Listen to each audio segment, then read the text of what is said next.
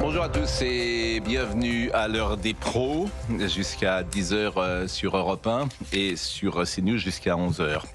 Ursula von der Leyen a acté avant-hier que Bruxelles avait détruit la filière nucléaire en Europe durant 40 ans.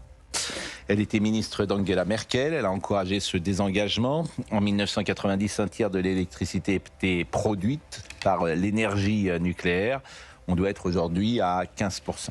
Depuis 2008, on a bâti pour les producteurs de solaire et d'éolien un système de financement qui paye leur échec à un prix garanti. Et tenez-vous bien, ces producteurs sont indemnisés quand on leur demande d'arrêter de produire pour protéger l'équilibre du réseau. Conséquence, nous avons en Europe l'énergie la plus chère du monde. Ne souriez pas, c'est vous qui payez. Finances publiques, consommateurs, industrie, c'est un gouffre. Et ça continue avec le 3e programme pluriannuel de l'énergie, validé par Sébastien Lecornu, qui fait la part belle aux renouvelables. Ça coûtera les yeux de la tête, tout le monde s'en fiche, y compris les Républicains, qui ont préféré sauver leur siège plutôt que penser à la France. Ils n'ont pas voté la censure sur cette PPE que le Rassemblement national, quasiment seul, a combattu en prêchant dans le désert.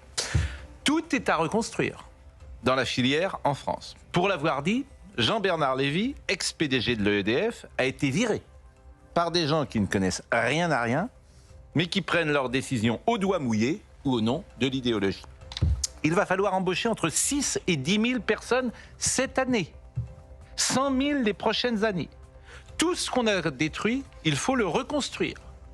S'il fallait un exemple du suicide français, mélange d'incompétence, de bêtises ou d'idéologie, l'exemple nucléaire nous rappelle que François Hollande et Emmanuel Macron ont emmené la France dans le mur.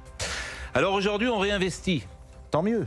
On a 57 réacteurs et 6 EPR dans les tuyaux. C'est bien. Mais on continue avec les énergies renouvelables qui sont une hérésie.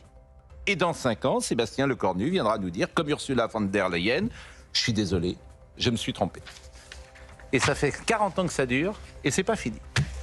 Il est 9h, Margot Siffer.